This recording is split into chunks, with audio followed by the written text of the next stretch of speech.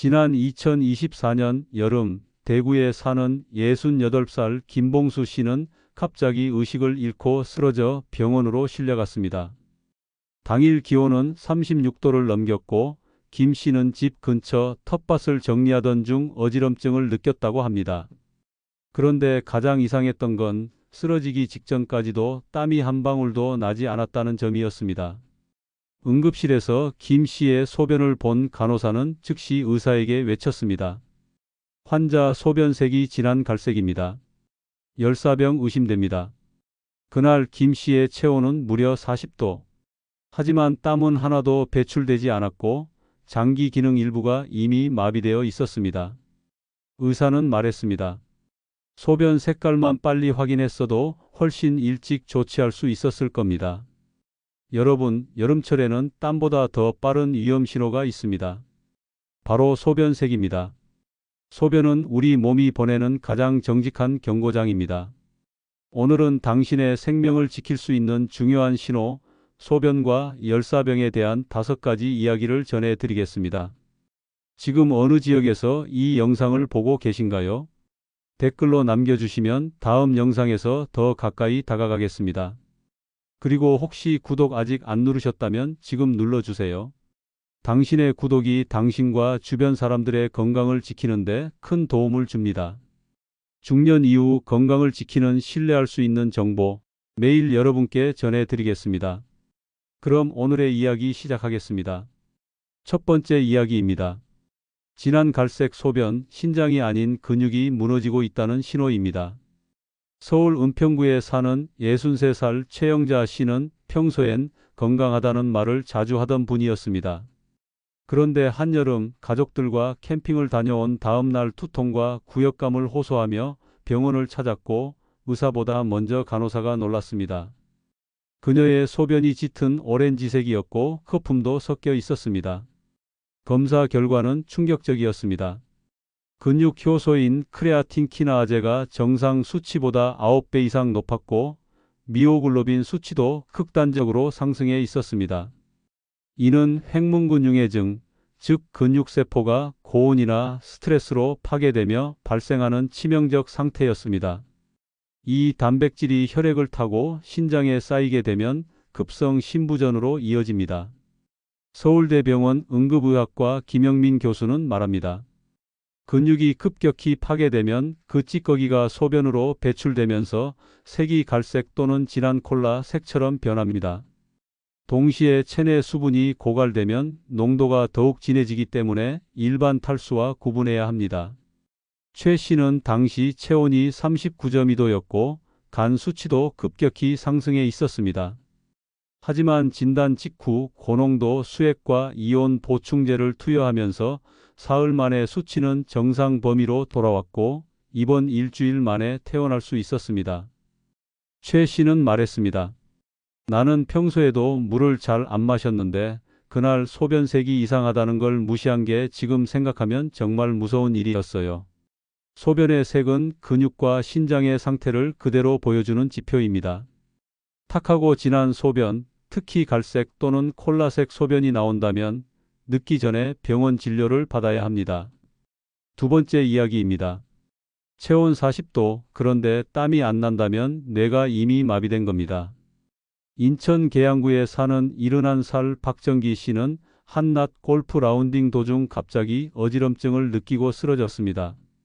당시 기온은 35도였고 그는 2시간 가까이 햇볕을 쬐고 있었지만 옷이 전혀 젖어 있지 않았습니다. 병원에 도착했을 때 체온은 정확히 40도였고 몸은 뜨겁게 달아올라 있었지만 땀은 한 방울도 없었습니다. 담당 의사는 말했습니다. 이건 중추성 열사병입니다. 단순한 탈수나 더위가 아니라 뇌의 체온 조절 중추가 마비된 상태입니다. 서울 아산병원 가정의학과 이재호 교수는 열사병을 크게 2가지로 나눕니다.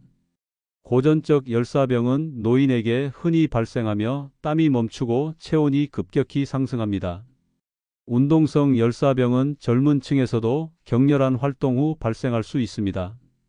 박정기 씨는 은근 냉각 치료와 함께 얼음 담요, 고농도 수액, 전해질 보충을 병행하며 사흘을 중환자실에서 보내고 나서야 회복됐습니다. 그러나 그 사이 신장 기능은 일시적으로 마비되어 소변량이 하루 300ml, 정상 수치의 4분의 1로 떨어졌고 간 효소 수치는 정상보다 4배 이상 높게 나타났습니다. 서울대 의대 예방의학과 박경수 교수는 말합니다. 고령자는 땀샘 기능이 퇴화돼 열 발산이 원활하지 않기 때문에 체온이 40도까지 오르는데도 땀이 나지 않는 상황이 종종 생깁니다. 이 경우 뇌, 간, 신장이 동시에 망가지기 시작합니다. 땀이 멈췄다는 건 몸이 열을 밖으로 내보내는 기능을 완전히 잃었다는 뜻입니다. 여름철 체온이 오르고 땀이 안 날 때는 즉시 병원으로 향해야 합니다. 세 번째 이야기입니다. 소변 냄새가 강하거나 달라졌다면 몸은 이미 탈수 상태입니다. 부산 사하구에 사는 69살 이명순 씨는 더운 여름이면 항상 입맛이 없고 두통이 심해지는 증상이 있었습니다. 그때마다 진통제만 복용하며 버텼는데 어느 날 갑자기 소변에서 독한 암모니아 냄새가 나기 시작했습니다. 이명순 씨는 단순한 요로 감염이라 생각하고 병원에 갔지만 검사 결과는 예상과 달랐습니다. 혈액 내 나트륨 수치가 정상보다 낮은 133mmol/L, 요비중은 1.25 이상, 소변 삼투압은 900에 가까운 수치로 중증 탈수와 전해질 불균형이 확인됐습니다. 서울 삼성병원 신장내과 김동현 교수는 말합니다. 고령자의 경우 물 마시는 감각이 떨어지고 목마름을 느끼지 못하는 상태에서 탈수가 빠르게 진행됩니다. 이때 가장 먼저 달라지는 게 바로 소변 냄새입니다. 특히 강한 암모니아 냄새, 금속 냄새, 오래된 곡물 냄새 등은 몸이 수분을 아끼기 위해 소변 농도를 지나치게 높였다는 신호입니다. 이명순 씨는 이후 하루에 정해진 시간마다 물을 마시는 루틴을 만들고 이온 음료와 저염식 식단으로 바꾸며 체내 수분 균형을 회복했습니다. 소변 냄새도 일주일 만에 정상으로 돌아왔고 전해질 수치도 안정되었습니다. 냄새는 몸이 내는 경고입니다. 특히 여름철 강한 냄새가 난다면 절대 무시하지 마시기 바랍니다. 네 번째 이야기입니다. 수분 부족은 뇌를 말려 기억력을 무너뜨립니다. 경기도 용인시에 사는 73살 김지연 씨는 최근 들어 자주 깜빡깜빡하는 자신을 보며 걱정이 커졌습니다. 주차장에 차를 세우고 돌아서면 내가 어디에 뒀지? 하고 한참 찾기 일쑤였고 며칠 전에는 마트에서 계산을 하다가 카드 비밀번호가 전혀 떠오르지 않았습니다. 심지어 아들이 사위 생일이라고 몇 번이나 얘기했는데도 전혀 기억하지 못하고 그냥 지나쳤다는 말을 듣고는 혹시 나 치매 아닐까? 라는 생각에 병원을 찾았습니다. 서울의 한 대학병원 신경과에서 기억력 검사를 받고 뇌 MRI까지 촬영한 결과 담당 의사는 말했습니다. 현재로선 치매는 아닙니다. 뇌 구조상 큰 손상도 없고 해마의 위축도 경계선 수준입니다. 그런데 전반적으로 뇌의 대사 기능과 전도 속도가 떨어져 있고 뇌혈류도 약간 느린 상태입니다. 이후 진행된 전신 검사에서 뜻밖의 문제가 발견됐습니다. 김 씨는 체내 수분량이 정상 기준보다 낮았고 혈중 나트륨 수치는 131mmol/L로 경도 저나트륨혈증 상태였으며 요삼 투압은 920mOs/kg으로 매우 높았습니다. 전문의는 말했습니다. 김지연님은 뇌의 문제가 아니라 물 부족으로 인해 뇌가 제 기능을 못하고 있습니다. 고령자일수록 갈증을 느끼는 능력이 약해지고 수분을 적게 섭취하면 뇌세포 간 신호 전달이 느려지며 기억력과 집중력 저하로 이어질 수 있습니다. 김 씨는 평소 물 마시는 습관이 거의 없었습니다. 하루 두세 잔 정도, 그것도 커피나 국물로 대체하는 정도였고 갈증이 안 나니까 괜찮다는 시기였습니다. 그러나 뇌는 전체 체중의 2%밖에 차지하지 않지만 전체 수분 소비의 40%를 사용하는 기관입니다. 즉, 몸 전체에서 가장 수분에 예민하고 가장 먼저 기능 저하를 겪는 기관이 바로 뇌라는 것입니다. 하버드 의과대학 신경생리학과에서는 수분 부족이 인지 기능에 미치는 영향을 실험했습니다.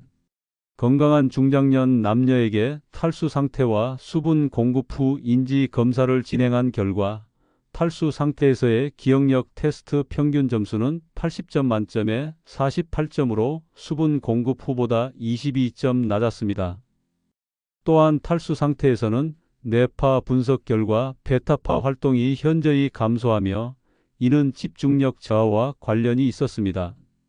서울대병원 뇌과학연구소 김도훈 교수팀은 2022년 하루 수분 섭취량이 1500ml 이하인 노인의 경우 기억력 저하 위험이 38% 증가한다는 연구 결과를 발표한 바 있습니다. 김지연 씨는 이후 하루 물 섭취량을 2000ml 이상으로 늘리기로 결심했습니다. 일어났을 때, 식사 전후, 낮 시간, 취침 전 등 시간대별로 물을 나눠 마시는 습관을 들였고 이온 전해질이 포함된 저염 음료를 하루 한 병씩 함께 섭취하며 체내 수분 균형을 유지했습니다. 또한 노폐물 배출을 돕는 기능성 채소와 과일도 자주 먹었습니다. 그 결과 한 달 후 재검사에서 혈중 나트륨은 정상인 135mmol/L로 회복됐고 요삼투압도 750까지 내려왔습니다. 무엇보다 기억력 점수에서 단어 회상 항목이 13점에서 20점으로 향상되었고 문장 연결 테스트 점수도 개선됐습니다. 김 씨는 말했습니다. 나는 치매 걱정만 했지 물 한 잔이 뇌에 이렇게 큰 영향을 줄 줄은 몰랐어요. 지금은 정수기 앞에 알람을 붙여두고 하루도 안 빠지고 물을 챙겨 마셔요. 기억력이 돌아오니 마음이 한결 놓입니다. 수분은 단순한 갈증 해소가 아닙니다. 고령자에겐 수분 섭취가 곧 뇌세포를 살리는 작업입니다. 5번째 이야기입니다. 여름철 소변이 보내는 마지막 경고, 심장마비 전조입니다. 강원도 춘천에 사는 67살 박세호 씨는 지난해 여름 식사 도중 갑자기 가슴이 답답해지고 등줄기에서 식은땀이 나면서 의식을 잃었습니다. 가족의 신고로 응급실에 실려갔고 병원에서는 심전도 검사 후 급성 심근경색 진단을 내렸습니다. 더 놀라웠던 건 박 씨의 혈액 검사에서 전해질 불균형, 특히 칼륨 수치가 3.1mmol/L로 매우 낮았다는 점이었습니다. 이전부터 그는 자주 소변을 봤고 여름에는 유난히 물을 많이 마셨습니다. 하지만 정작 이온이나 전해질을 함께 섭취하지 않았고 국이나 김치도 짜다고 피하면서 물은 많이 마시는데 오히려 몸이 더 피곤하고 기운이 빠지는 현상을 반복하고 있었습니다. 그는 이렇게 말했습니다. 몸을 위해 물을 많이 마셨는데 오히려 힘이 쭉 빠지고 머리도 띵했어요. 그런데 그게 심장 때문이었다니. 삼성서울병원 심장내과 조성민 교수는 말합니다. 고령자에게 전해질 불균형, 특히 저칼륨 혈증은 심장의 전기 전도 체계 이상을 일으켜 심실세동, 부정맥, 심정지로 이어질 수 있습니다. 특히 여름철처럼 땀과 소변으로 칼륨이 빠르게 손실될 때 수분만 보충하고 칼륨을 채워주지 않으면 위험은 배가 됩니다. 대한심장학회는 2020년 발표한 가이드라인에서 신부전 고위험군은 여름철 하루 평균 칼륨 섭취량이 3,500mg 이상 유지되어야 한다고 밝혔습니다. 그러나 실제로 고령자 중 하루 칼륨 섭취량이 이 기준을 넘는 비율은 50세 이상 남성 중 49%, 여성은 35%에 불과합니다. 박세호 씨는 이후 생활을 철저히 바꿨습니다.